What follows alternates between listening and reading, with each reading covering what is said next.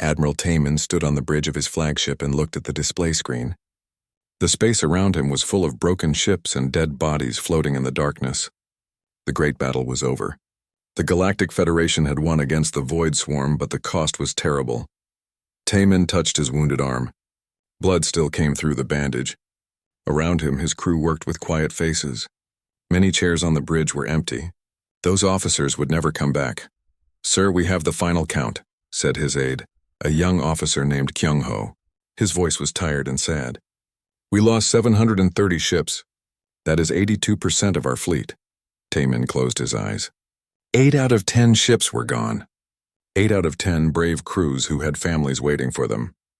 The Korthak hegemony had it worse. Their proud warrior fleet was almost completely destroyed. Only 1 ship in 10 had survived. The Viridian Empire's living ships were dying slowly in space. These beautiful creatures that lived for thousands of years were now cold and still. Their crystal bodies no longer glowed with inner light. Taman had seen many battles, but this hurt his heart in a new way. Captain Hyojin walked to his side. She was the human liaison officer, one of only 3 humans in the entire Federation fleet.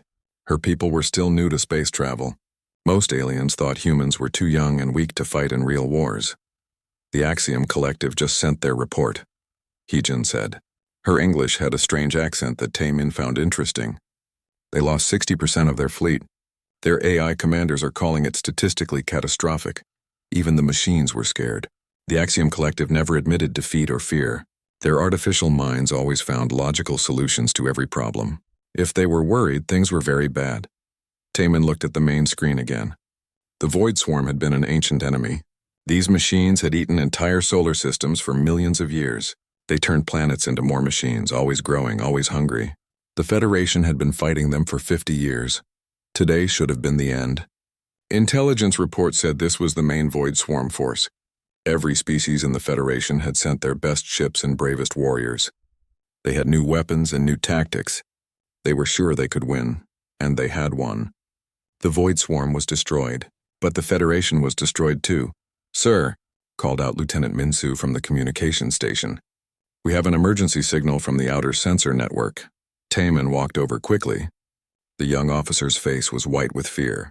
On his screen were dots moving toward them from deep space. "Lots and lots of dots. What am I looking at?" Taman asked, but he already knew the answer. His stomach felt sick. "It's another Void Swarm force, sir. They're coming from the outer rim. The computer says there are twice as many ships as the force we just fought." The bridge became very quiet. Everyone stopped working and looked at the screen. The dots kept coming. More and more machine ships heading toward them. Captain Hyojin put her hand on Taman's shoulder. "They used the first force as a test," she said quietly. "They wanted to see how we fight. Learn our tactics. Now they know everything about us." Taman felt very old suddenly. He had fought for 40 years to reach this moment. The Federation's greatest victory was actually its greatest defeat. The Void Swarm had been smarter than anyone thought. "How long until they reach us?" he asked. 18 hours at their current speed," Minsu answered. 18 hours to prepare for another battle with 1/5 of their original fleet. Most of their ships could barely fly. Half the crew were wounded or dead. They had used up most of their weapons and energy. "Send a message to all surviving ships," Taman ordered. "Tell them to gather at Rally Point 7. We need to discuss our options." He did not say what everyone was thinking. There were no good options left. 2 hours later, Taman sat in the conference room with the surviving fleet commanders. The table that once held representatives from 20 species now had only 8 beings. Some appeared as holograms because their ships could not make the journey. General Morketh of the Korthak spoke first. His warrior people never showed fear, but his voice was shaking. "My clan has fought for honor for 3,000 years. We have never run from battle. But I have only 2 ships left. 2 ships to carry the history of my entire people." The Viridian ambassador was crying silver tears. "Our ships are dying. They feel pain just like us. I can hear them calling out in my mind. They are asking why we led them to this place to die." Even Commander Zev-04 of the Axiom Collective seemed troubled. The AI's electronic voice had a strange tone. "Probability of victory in a second engagement is 0.03%. Logic demands strategic withdrawal." Withdrawal. That was a nice word for running away. "Where would we go?" asked Admiral Korshan of the Altair Defense Force. These machines eat everything. They will follow us to every world, every colony. We just showed them our best weapons and tactics. Now they know how to beat us." The room fell silent again. Outside the window, Taemin could see the wreckage of the great battle. Ships that had carried thousands of souls were now twisted metal and broken dreams. Captain Hyejin had been quiet during the meeting. Humans were still new to the Federation, and usually just listened during important discussions, but now she spoke up. "What if I told you that help might be coming?" All eyes turned to her. Taemin saw something in her expression that gave him a small bit of hope. "What kind of help?" he asked. "The kind that the galaxy has never seen before," Hyejin said. She touched a small device on her wrist. "I just received a coded transmission. Earth fleet is en route." Commander Zev-04's mechanical head tilted to the side. "Earth fleet? Our records show that humanity has no significant military vessels. Your species was classified as developing civilization, limited to your home system." Hyejin smiled, and for the first time in hours, someone in the room looked happy.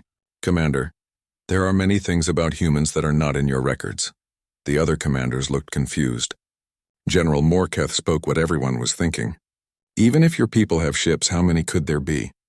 And how could they help against a force that destroyed our combined fleets?" "You'll find out in 60 hours, Hyejin said. "Until then, I suggest we try to stay alive."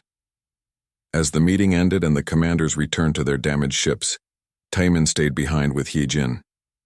"Tell me the truth," he said. "What is really coming?" Hyejin looked out at the stars. "Admiral, your people have been exploring space for thousands of years. You've built great fleets and fought many wars, but you've never fought humans before, and you've never seen what happens when we prepare for something. And you've been preparing? For 50 years, she said. Ever since we found out about the Void Swarm. Ever since we realized that someday someone would need our help." Taemin felt a strange feeling in his chest. It might have been hope. After all these years, help was coming from the most unexpected place. The question was, would it be enough? Captain Jaewoo stood in the command center of the EFS Inchin's Pride and watched the stars move past on the main screen. His ship was one of 12 massive vessels moving through space like silent shadows. No one in the galaxy knew they were coming. The bridge was quiet except for the soft hum of machinery. His crew worked with calm faces and steady hands. They had trained for this moment for 20 years. Every person on board knew their job perfectly. "Distance to target?" Jaewoo asked. 47 hours at current speed," answered Lieutenant So Young from the navigation station. She was young but very skilled. Her fingers moved quickly over the control panels. "Stealth systems are working perfectly. No one can see us coming." Jaewoo nodded. The stealth technology was something special. While other species in the galaxy used energy shields and plasma weapons, humans had chosen a different path. They had learned to hide. For 50 years, the galaxy had ignored Earth. The other species thought humans were too new and too weak to matter. They gave Earth a few basic technologies and told them to stay in their home system. Developing civilization, they called it. Come back when you grow up. What they did not know was that humans had been listening to everything.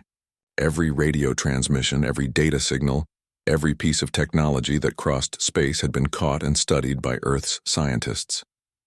The galaxy had been teaching humanity without knowing it. Admiral Minho appeared on the communication screen from his flagship, the EFS Soul's Vengeance. He was an older man with gray hair and serious eyes. He had been planning this mission since he was a young officer. "All ships report ready," Minho said. "How are your crews holding up, Jaewoo?" "Ready for anything, sir," Jaewoo replied. They know what's at stake, and they did know. For 50 years, Earth had watched the galaxy fight the Void Swarm. They had seen entire civilizations disappear. Billions of lives lost to the hungry machines. The Federation had always been strong enough to fight back before. But intelligence reports showed this was different. This was the final battle. "Remember," Admiral Minho said, "we are not here to be heroes. We are here to win. The galaxy will judge us by results, not by how pretty our fighting looks." The screen went dark. Jaewoo looked around his bridge. His crew were all young people who had never seen real combat. But they had something the galaxy did not expect. They had grown up knowing that someday they would have to save everyone. Lieutenant So Young looked up from her station. "Sir, I'm getting some interesting data from our long-range sensors. The Federation fleet is gathering at Rally Point 7. Just like our intelligence predicted. How many ships? About 150 functional vessels. But most of them are badly damaged. Jae-woo felt sad for the brave aliens who had fought so hard. They had done their best with what they had. It was not their fault that their best was not enough. And the Void Swarm? The new force is approaching from the outer rim. Our computers estimate over 2,000 machine ships. They're moving in perfect formation, just like the report said they would. Perfect formation. That was the problem with machines.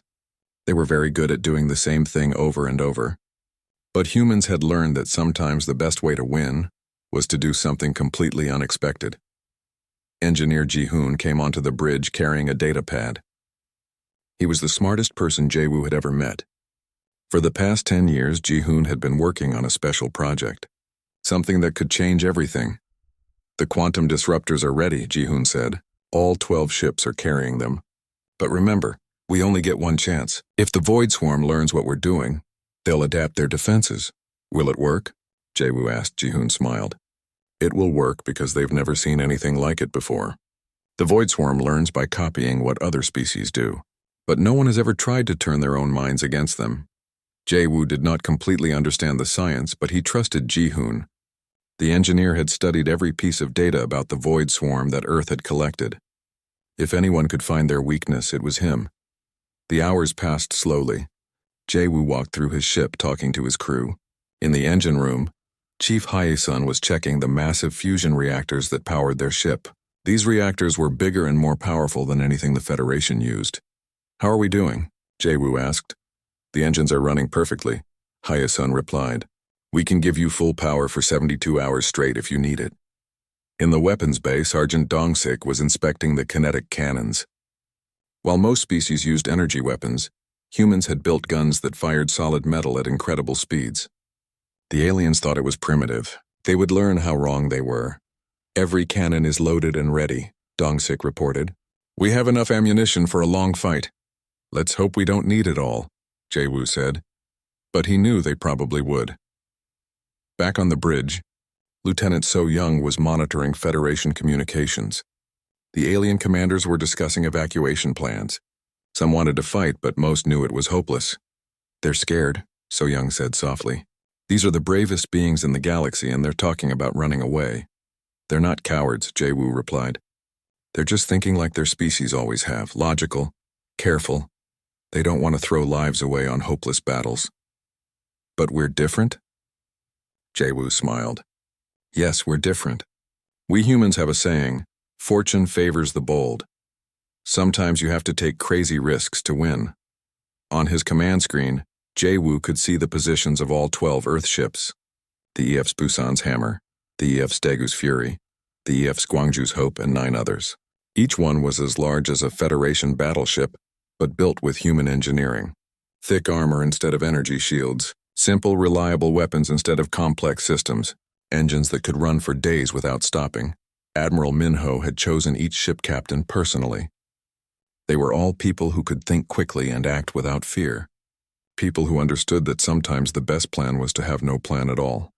Admiral Minho is sending a message to all ships, So-young announced.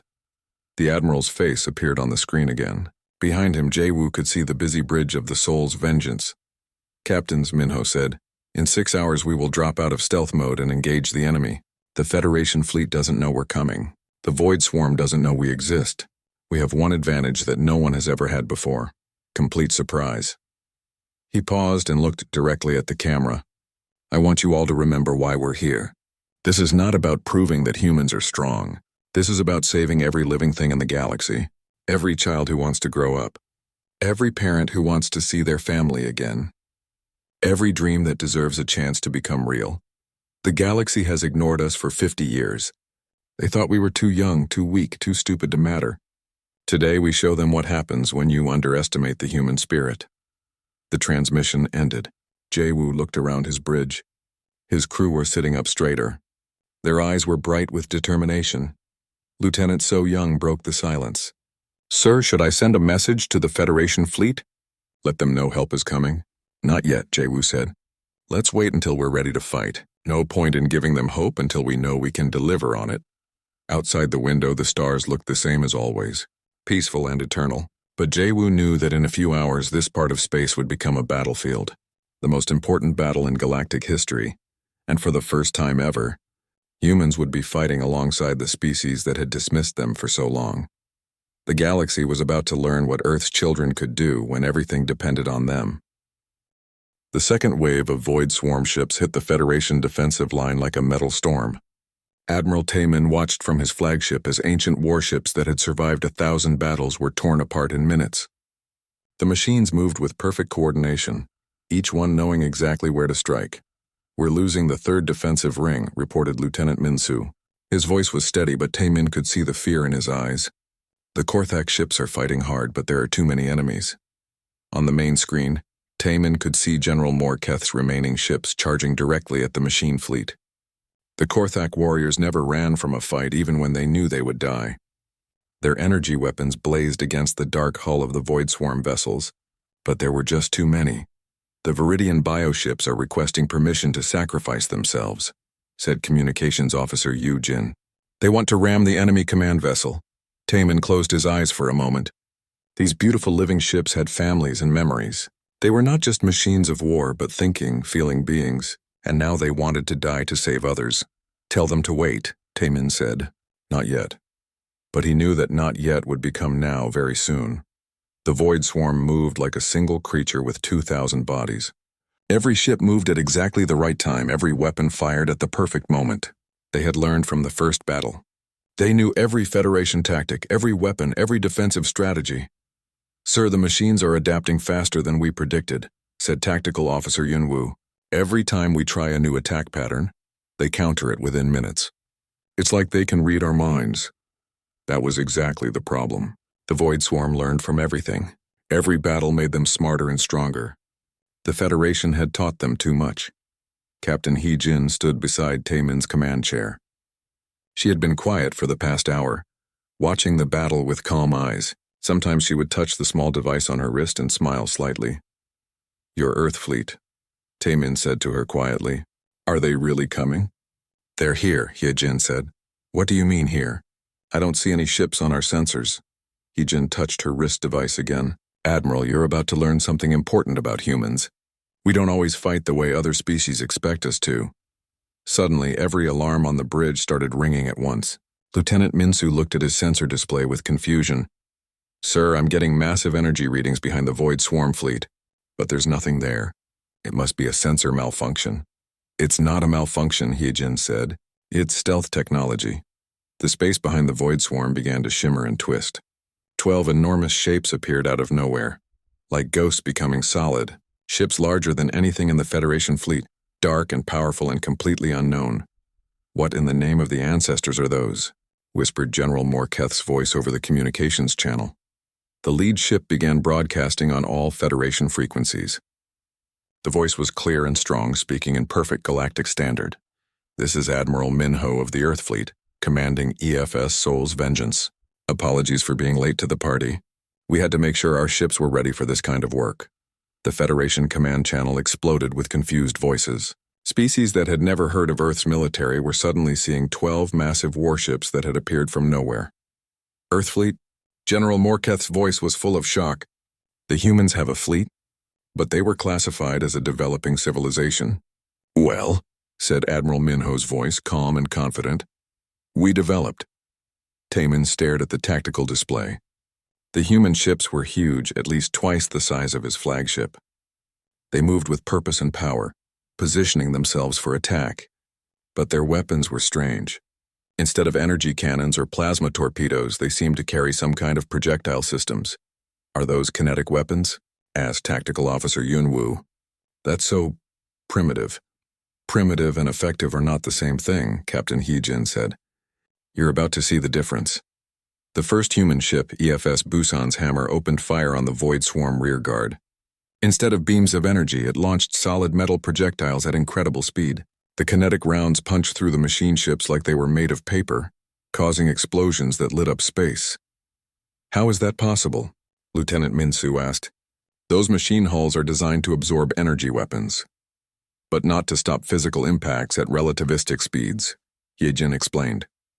"While you were perfecting energy weapons, We were perfecting the art of throwing rocks really hard.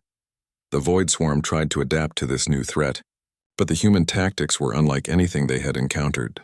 Instead of staying at safe distances like proper warships, the Earth vessels charged directly into the enemy formation. Captain Jae-woo's ship, Incheon's Pride, smashed through a group of machine vessels, its thick armor absorbing hits that would have destroyed a Federation ship. Its close-range weapons tore the enemy apart from the inside. "They're fighting like berserkers," said General Morketh, and there was admiration in his voice, "but with discipline and planning." "How is this possible?" "Humans are complicated," Yejin replied. The battle began to change. The Void Swarm, which had been winning easily, suddenly found itself under attack from an enemy it did not understand. The machines tried to use their adaptive algorithms, but human tactics kept changing faster than they could learn. Commander Dongwook's voice came over the Federation communication system. Taemin remembered him as the quiet human observer who rarely spoke during meetings. "All Federation ships, this is Commander Dongwook, now serving as Human Federation Tactical Coordinator. We need you to follow our lead, attack pattern Delta 7. Hit them where they don't expect it." "Who made him Tactical Coordinator?" asked someone on the channel. "I did," said Admiral Taemin firmly. "Right now. Commander Dongwook, what are your orders?" "Stop fighting like civilized beings," Dongwook replied. "Start fighting like humans. Be unpredictable. Take risks. Make them afraid." The Federation ships began to follow human tactics. Instead of careful, logical battle plans, they started charging the enemy at unexpected angles. Instead of trying to preserve their ships at all costs, they accepted damage to inflict greater damage. It worked. The Void Swarm began to struggle. Their perfect coordination started to break down as they faced enemies who didn't follow the rules of proper warfare. Admiral Minho's voice came over the communication system again. "Federation Fleet, this is Earth Fleet Actual. We're going to show you something special now. Watch and learn." The human ships began to move in a pattern that made no sense to Taemin. They were putting themselves in danger, exposing their flanks to enemy fire. But there was purpose in their movements. "What are they doing?" Tactical Officer Yunwoo asked. Captain Hyjin smiled. "They're setting up for the real attack. Everything you've seen so far was just the opening move." Lieutenant So Young's voice came from the Incheon's Pride. "All ships, prepare for quantum disruption deployment. This is what we came here to do." Taemin had no idea what quantum disruption meant, but the confidence in the human voices made him feel something he had not felt for hours. Hope. Engineer Ji-hoon's voice joined the communication. "Disruption charges armed and ready. Target the Nexus ships. Remember, we only get one shot at this." The human ships moved with sudden purpose, each one heading toward specific targets in the Void Swarm formation. These were not random attacks. This was a plan that had been prepared for years. "All Federation ships," commanded Admiral Minho, "prepare to witness the difference between fighting to win and fighting to survive. Earth Fleet, execute hammer drop." The 12 human ships opened fire simultaneously, but these were not the kinetic weapons they had been using. These were something completely new. Beams of strange energy lanced out toward the Void Swarm command vessels. "What kind of weapons are those?" General Morketh asked. "The kind that turn the enemy's greatest strength into their greatest weakness," Yejin replied. The energy beams struck the Void Swarm Nexus ships. For a moment, nothing seemed to happen. Then the machine fleet began to act strangely. Ships that had been moving in perfect formation started to drift. Others began firing on their own forces. "Impossible," whispered Commander Zev-04 of the Axiom Collective. "The machines are attacking each other." Taemin watched in amazement as the unstoppable Void Swarm tore itself apart. The perfect coordination that had made them so dangerous was now destroying them. "How?" he asked Captain Hyejin. "We studied them for 50 years, she said. We learned that their hive mind depends on quantum entanglement networks.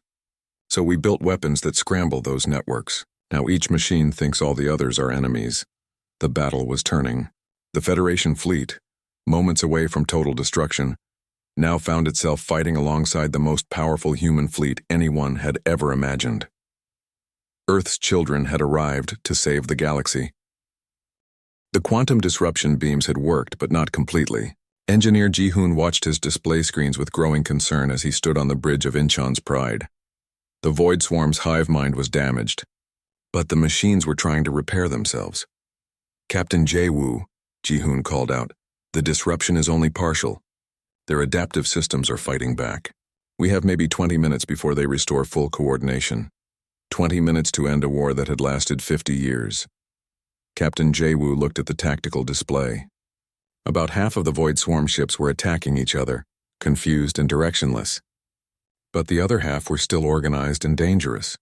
They were pulling back, trying to form a new battle line while their central computers worked to fix the quantum damage.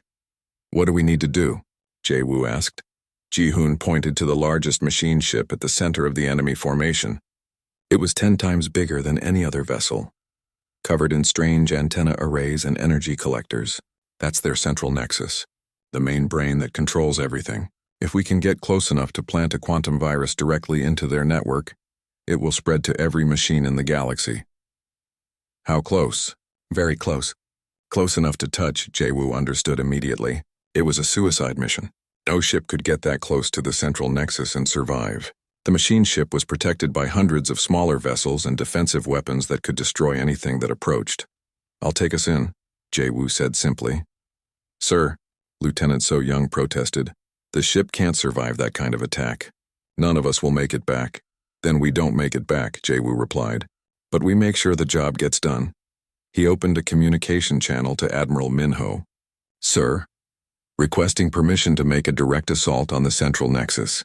We can end this, but it will cost us everything. Admiral Minho's face appeared on the screen. The older man's expression was sad but determined. Jae-woo, you have a good crew. Young people with their whole lives ahead of them. Yes, sir. And they all volunteered for this mission knowing what it might cost. Minho was quiet for a moment. Then he nodded. Permission granted. Make it count. The communication channel opened to include all ships, both human and Federation. Jae-woo's voice carried to every bridge in the fleet. This is Captain Jae-woo of the Incheon's Pride. We're going to finish this fight. All ships give us covering fire and keep the smaller machines busy. We have work to do. Admiral Taemin's voice came over the channel from his Federation flagship. Captain Jae-woo, this is insane. You cannot survive a direct assault on that fortress. Admiral Taemin, Jae-woo replied. Humans have been doing insane things for thousands of years. It's what we're good at.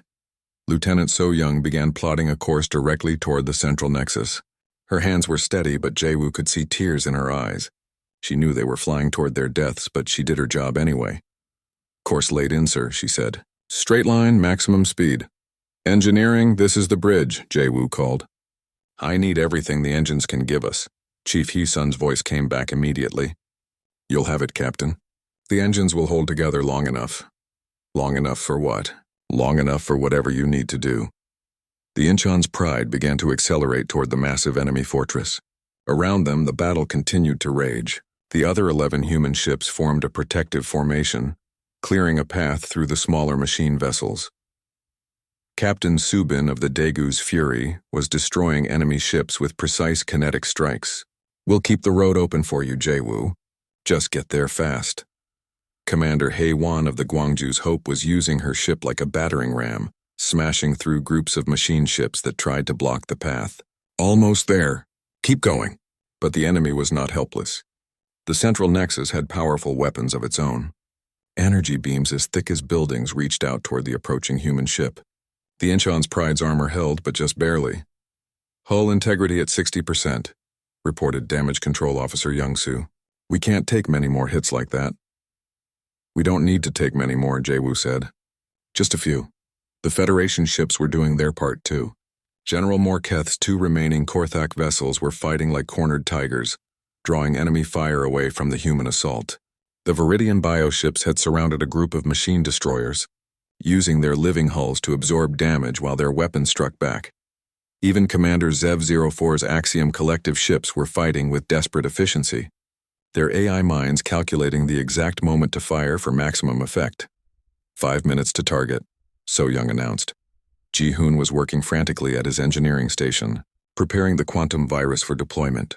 The virus is ready, but I need to be connected directly to their network. We'll have to get inside their shields. Inside their shields? Engineer Parko looked up from his damage control display. Sir, their shields are touching their hull. There's no space between them and the ship. Then we'll make space, Jae-woo said. He understood now what they had to do. They would have to ram the central nexus directly, punch through its shields and hull, and deploy the virus from inside the enemy ship. It was not just a suicide mission. It was a kamikaze attack. "All crew, this is the captain," Jae-woo announced over the ship's communication system. "In 3 minutes, we're going to ram the enemy fortress. Anyone who wants to evacuate to the escape pods has my permission to leave now." He waited. No one left their stations. Lieutenant So Young spoke for everyone. "Sir, we didn't come this far to run away at the end." The central nexus grew larger on the screen. It was a massive black structure covered in weapon systems and sensor arrays. Energy discharges crackled across its surface like lightning. It looked like a mechanical mountain floating in space. 2 minutes to impact, So Young said. "I'm reading massive power buildup in their main weapon. They're going to try to vaporize us before we reach them." "Let them try," Jae-woo said. "Full power to forward shields. Redirect everything from life support if you have to." The main weapon of the central nexus began to glow with terrible energy. It was larger than most Federation ships, a cannon designed to destroy entire fleets with a single shot. Admiral Minho's voice came over the communication channel one last time. "Jae-woo, it has been an honor serving with you." "The honor was mine, sir," Jae-woo replied. The enemy weapon fired. A beam of pure destruction lanced out toward the Incheon's Pride. But at the same moment, all 11 remaining human ships opened fire on the central nexus. Their kinetic rounds struck the massive fortress, causing explosions and structural damage. The enemy's aim was thrown off by just a few degrees. The devastating energy beam passed close enough to melt half of the Incheon's Pride's armor, but the ship survived. 30 seconds to impact, So Young called out. Ji-hoon had connected his quantum virus to the ship's main computer. "On impact, I'll have about 10 seconds to upload the virus before their security systems shut me out. After that, it will spread through their entire network. Will 10 seconds be enough? It will have to be." The central nexus filled the entire view screen now. Jae-woo could see individual weapon ports and sensor clusters. In a few seconds, they would smash into that black metal surface at a significant fraction of light speed. "It's been a good voyage," he said to his crew. "I'm proud of all of you." The ship struck the enemy fortress with the force of a small nuclear weapon. The Incheon's Pride's reinforced nose punched through shields and armor, driving deep into the heart of the machine intelligence. For a brief moment, Ji-hoon's virus connected with the Void Swarm's central network. Quantum code flowed between systems, carrying a simple but devastating message. Every other machine was now an enemy. The upload completed just as the ship's nuclear reactor went critical. The explosion tore through both vessels, human and machine, destroying them completely. But the virus was already spreading. Across the battlefield, every remaining Void Swarm ship began attacking its neighbors. The perfect unity that had made them unstoppable was now perfect chaos. Admiral Minho watched from Seoul's vengeance as the last machine ships destroyed each other. The Great Void Swarm, terror of the galaxy for millions of years, died not from superior firepower but from human cunning. "All ships, cease fire," he ordered. "The enemy is finished." In the silence that followed, Captain Hyejin's voice came over the communication channel from Admiral Taemin's bridge. "Admiral Minho, this is the Federation Command. On behalf of every living being in the galaxy, thank you. The war was over. Earth's children had saved everyone." 3 days after the Great Battle, Admiral Taemin stood in the conference room of his damaged flagship and looked at faces he had never expected to see together. The surviving commanders of the Federation fleet sat around a table with Admiral Minho and the other human officers. Everyone was tired, but there was something new in the air. Hope. "The final count is in," reported Commander Dong-wook, who now wore the insignia of Federation Tactical Coordinator. "Every Void Swarm ship in this sector has been destroyed. The quantum virus spread through their network faster than we expected. Even machines that were not in the battle shut down when the signal reached them." General Morketh leaned forward in his chair. The proud Korthak warrior looked older than his years, but his eyes were bright. "How many of their ships were there in total?" "Across the entire galaxy, our estimates say around 50,000 vessels," Engineer Ji-hoon replied. He had survived the destruction of Incheon's Pride by transferring to Admiral Minho's ship just before the final attack. All of them are now dead metal floating in space.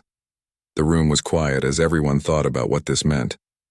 For 50 years, the Void Swarm had been the greatest threat to all life in the galaxy. Entire civilizations had lived in fear of the machines. Now that fear was gone forever. Admiral Minho looked around the table. The question now is what happens next. The galaxy has changed. The old Federation is gone. Something new needs to take its place. Commander Zev-04 of the Axiom Collective spoke in his electronic voice. The logic is clear. Humanity has demonstrated superior military capability. By right of conquest, Earth should lead the new galactic government. We don't want to conquer anyone, Admiral Minho said firmly. We came here to help, not to rule. But you cannot simply return to your home system and pretend this never happened, said Admiral Korshan of the Altair Defense Force. Every species in the galaxy knows what you did here. You saved us all. Captain Hai Jin, who had been quiet during most of the meeting, finally spoke up. What we want is simple. We want to be treated as equals. For 50 years, the galaxy told us we were too young and too weak to matter. We proved that wrong. Now we want a place at the table where decisions are made. Admiral Tae Min nodded slowly. More than a place at the table. The Federation military structure needs to be completely rebuilt. Our old tactics and strategies failed completely. We need to learn from human methods. That's going to be a problem, said General Morketh. Human tactics are difficult for other species to understand. You fight without honor, take unnecessary risks, sacrifice valuable resources for psychological advantage. It goes against everything we were taught about proper warfare. Lieutenant So Young, who had been promoted to commander after the battle, smiled. That's exactly why it works. If you think like your enemy expects you to think, you'll lose. You have to be unpredictable. It's not just about fighting, Engineer Ji-hoon added. It's about thinking differently. While you were trying to match the Void Swarm's technology, we asked a different question. What if we could turn their technology against them? The conversation continued for hours. Plans were made for a new galactic alliance. Earth would share its military knowledge and technology, but other species would also contribute their strengths. The Korthak would teach honor and courage. The Viridians would share their biotechnology. The Axiom Collective would provide computational support. But the biggest change was in how species saw each other. The old hierarchy, where ancient civilizations looked down on younger races, was broken. The newest member of the galactic community had saved everyone else. 2 weeks later, Commander Dong-wook stood on the bridge of his new ship, the Federation vessel Unity. He was now Supreme Fleet Commander, responsible for rebuilding galactic defenses. It was a job he had never wanted, but no one else understood human tactical thinking well enough to teach it to alien crews.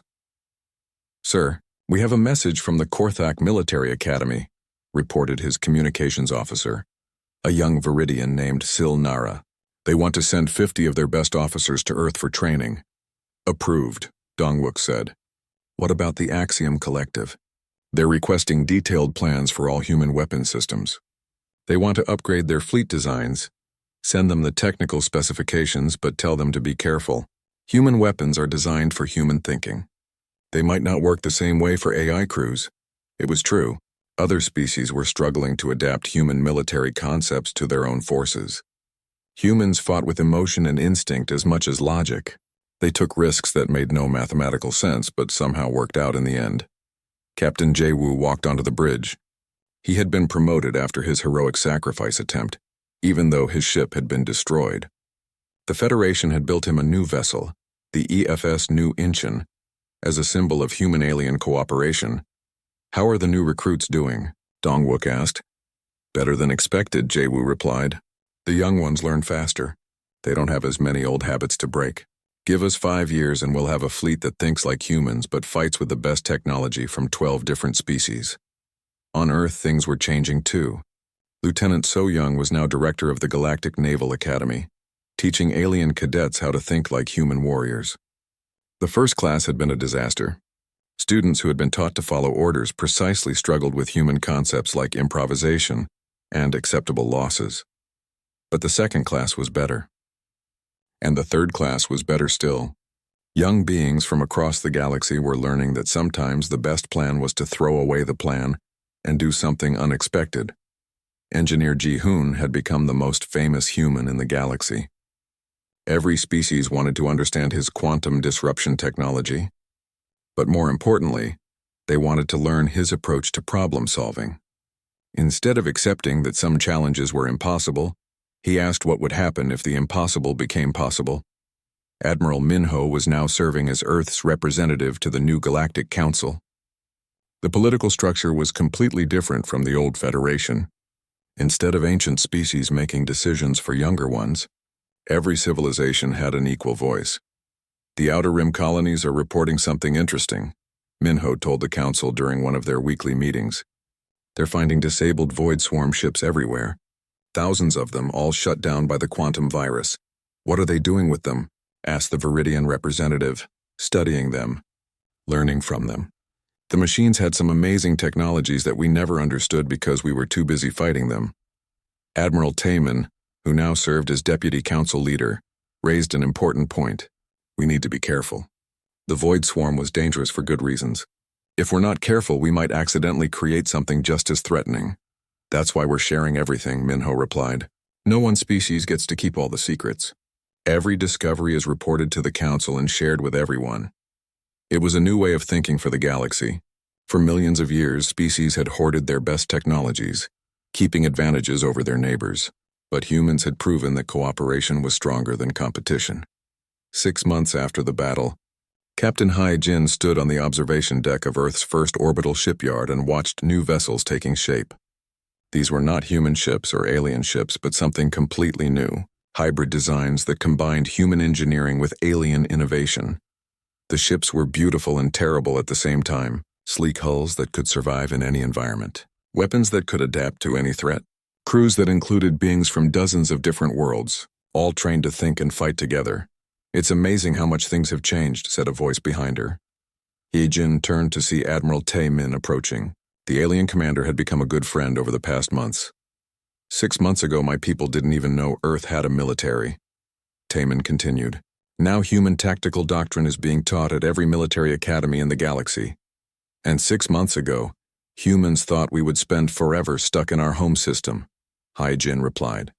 Now our officers command fleets across known space. They stood together in comfortable silence, watching the new ships grow. These vessels would patrol the galaxy, protecting every world and every species from whatever threats might emerge. And they would be commanded by beings who had learned that sometimes the newest voice in the room has the most important things to say. The galaxy had learned to respect humanity not through fear or conquest, but through the ultimate proof of worth, being there when everyone else needed help the most. Earth's children had taken their place among the stars, and the universe was safer because of it.